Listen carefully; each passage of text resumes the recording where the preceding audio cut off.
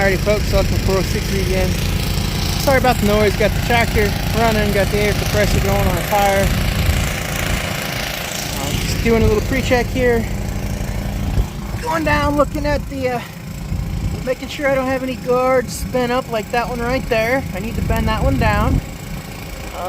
Making sure I don't have no broke sections.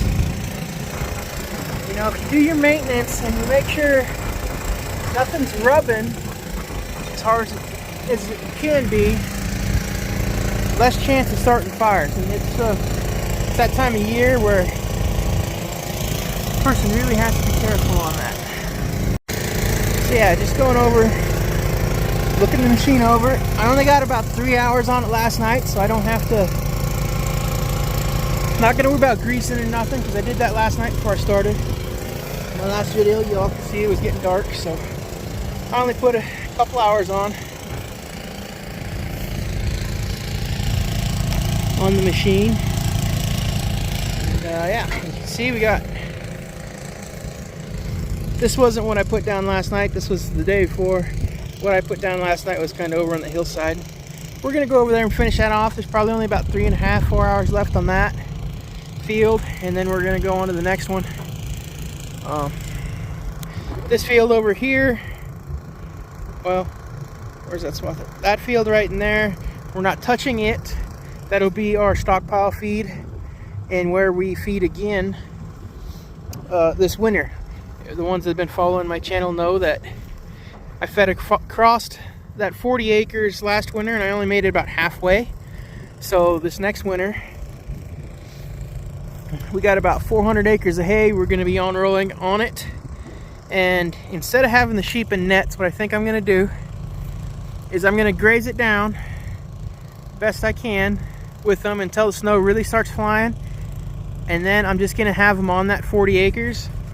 And then I'm going to put shelters and unroll the bales where I want them to increase their, where I want them to hang out more. As I'm going to feed across the whole thing more evenly.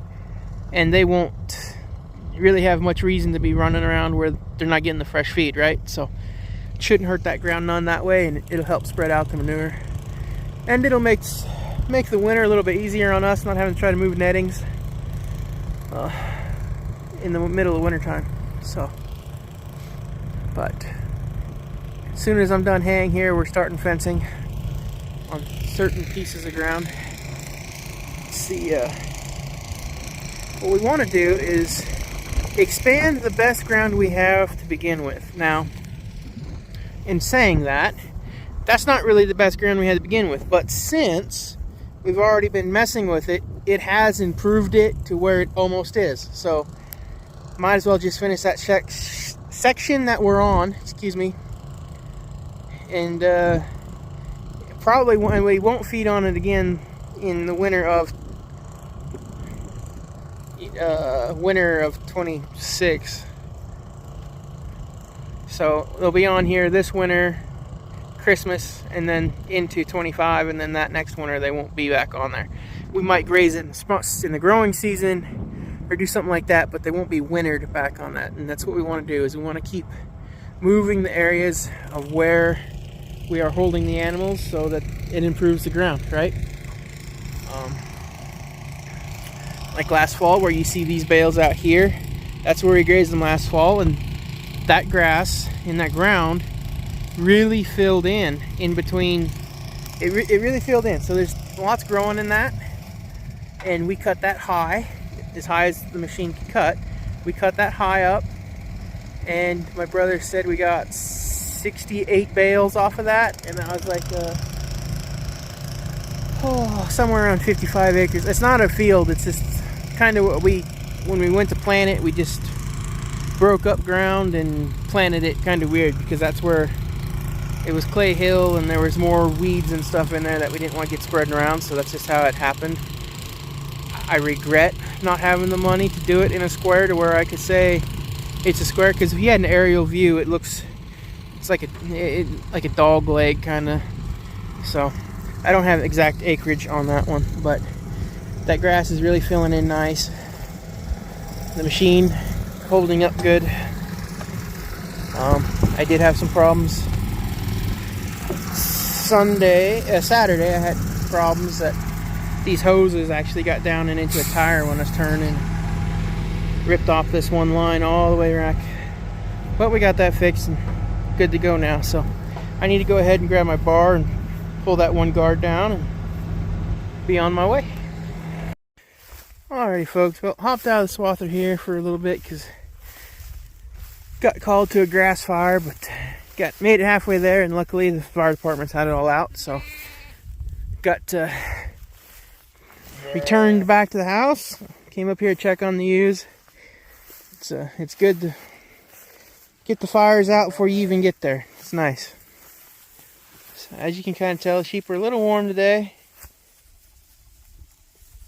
but so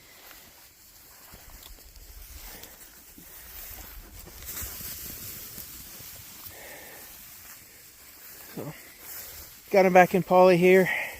They haven't had poly for a week or two, haven't been out on it, so seem to be doing good. It's a nice warm day. Who are you? Are you curious? You curious? No?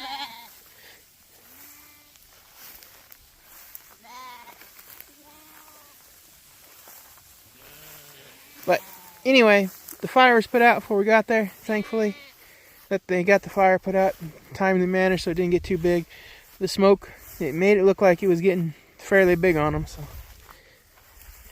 my brother and I hopped in to pick up because we are on the fire department, the volunteer fire department. But it's always good when you get called off fire when you get halfway there. You know, the fire, it's, you know, the first instinct is kind of like, oh, they'll probably get out, because most ranchers, farmers, ranchers in this area, they all have a fire set up on their pickups. For haying season, harvest season, everybody's got a pickup that they can show up with. So, yeah, you might only get 2 or 3 fire trucks there. Guarantee you there's going to be 10 ranch pickups that show up to help put out any fire that happens close, whether the fire departments really like it or not. But it's kind of how it is in the smaller areas. You all got to kind of look out for everybody. And of course, in this area where you can see the horizon all around, you can pretty near tell where the fire starts up at, and you can get there pretty good. So, but it is a warm day. Had to blow out the hose. Must have had some algae or something get in it, because it wasn't keeping up there on the self water. So we're unplugged self water for a minute, letting it get filled up more. A lot of ewes must have came in and drank it down, so letting it fill up more before we put the self water back on and go to the house, get something to snack on, maybe head back out to the swather. So I swear, life just keeps getting better and better.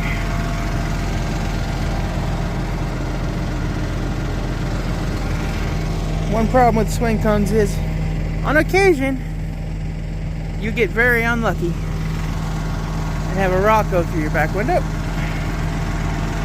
So now I'm picking up glass. Get this job done. At some point on this 3 hours I need to spend on this field, I'll get it done today at some point.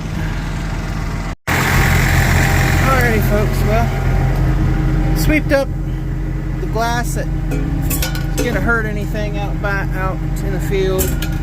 Spread out the windrow so it wouldn't be none of the hay that gets baled up. I don't want no animal eating that glass.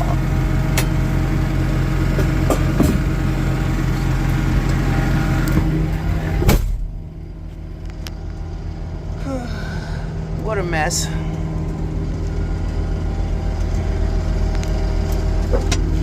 What a mess. Gotta remind myself not to put on my ball cap. There's tons of micro shards in that.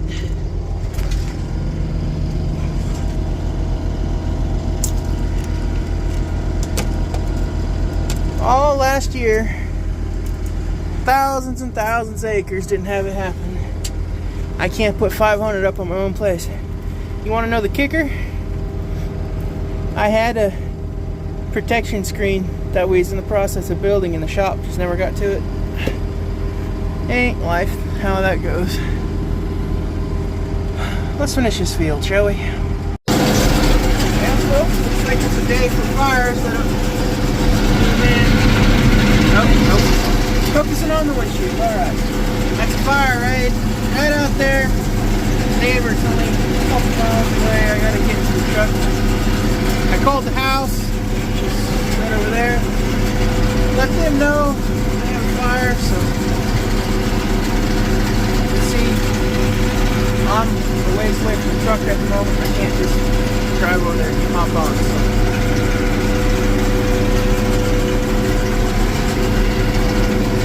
We'll see how it goes. Alrighty, folks. Sent my brother and uncle up there. By the time I got the tractor parked and situated, they were on their way back. So, another fire out without even having to show up for it. But, day of fires, I guess. Day of fires. It sucks when production's so low on ground. Like you gotta cut so low in the field like I am now. I wouldn't have been cutting so low, I wouldn't hit that rock, just out my rear window in the tractor. And there wouldn't be these other fires popping up around the countryside either. Kind of pulling into the field here. I don't know if I'm going to open up the rounds again tonight, or I have to help my brother get the rake and the baler going, so we'll find that out here shortly. Checking the cow water now. They just put the water truck back on the sheep. So, see how it goes.